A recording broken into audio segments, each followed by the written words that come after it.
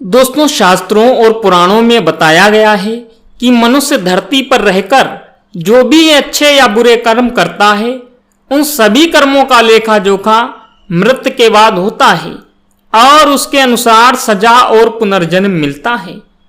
दोस्तों, ईश्वर की दृष्टि में जो अच्छे कर्म यानी आपके जो काम अच्छे होते हैं उसे पुण्य कहा जाता है और जो बुरे कर्म होते हैं उन्हें पाप कहा जाता है। दोस्तों, पुराणों में कई अच्छे और बुरे कर्मों के बारे में बताया गया है।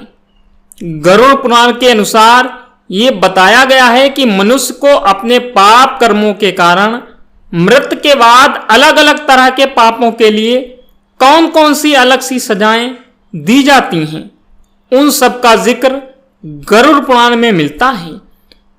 दोस्तों, गरुड़ पुराण में उल्लेख मिलता है कि मनुष्य धरती पर जो कुछ भी पाप करता है, उन सभी पापों की अलग अलग सजा बारी बारी से मिलती है। यम के न्याय में किसी भी पाप को सजा से बचा नहीं जा सकता है। दोस्तों, गरुड़ पुराण में बताया गया है कि पर स्त्री पुरुष संबंध रखने वाले को लोहे के गर्म सलाखों को आलिंगन करवाया जाता है।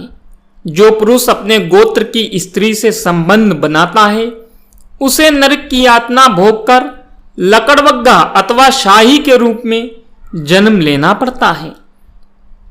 दोस्तों, कुंवारी अथवा अल्पायु कन्या से संबंध बनाने वाले को नरक की घोर यातना सहने के बाद अजगर की योनि में जन्म लेना पड़ता है। जो व्यक्ति काम भावना से पीड़ित होकर गुरु की पत्नी का मान भंग करता है, ऐसा व्यक्ति वर्षों तक नरक की यातना सहने के बाद गिरगिट की योनि में जन्म लेता है।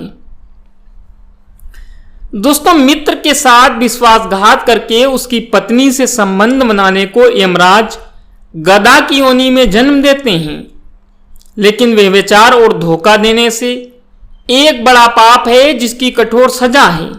महाभारत के समय एक व्यक्ति ने ऐसा पाप किया था, लेकिन दोस्तों आजकल बहुत से लोग ऐसे पाप करने लगे हैं। तो दोस्तों, आइए जानते हैं वो पाप क्या हैं और उनकी सजाएं क्या हैं। आइए जान लेते हैं कृष्ण की दृष्टि से सबसे बड़ा पाप क्या है। दोस्तों, भगवान श्री कृष्ण की दृष्टि में जो सबसे बड़ा पाप है वो है भ्रूण हत्या।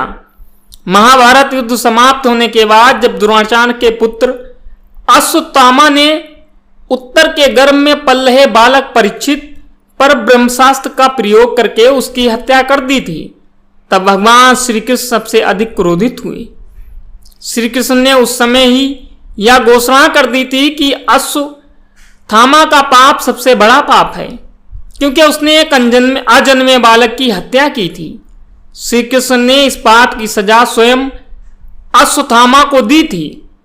श्री कृष्ण ने अश्वत्थामा के सिर पर लगा चिंतामणि रत्न छीन लिया और शाप दिया कि तुमने जन्म तो देखा है लेकिन मृत्यु को नहीं देख पाओगे, यानी जब तक इस सृष्टि रहेगी तुम धरती पर जीवित रहोगे और कष्ट प्राप्त करोगे। दोस्तों, भ्रूण की हत्या करने वालों के लिए सबसे कठोर सजा निर्धारित है और ऐसे व्यक्ति को कई युगों तक इस सजा का दंड भुगतना पड़ता है। तो दोस्तों, ये थी कुछ कलयुग की कड़वी सच्चाइयां और पाप जो आप बार बार करते हैं। यकीन मानिए इन पापों की सजा बहुत ही भयानक है और अगर आप करते हैं तो इन पापों को छोड़ दीजिए, इसी में ही आपकी भलाई है।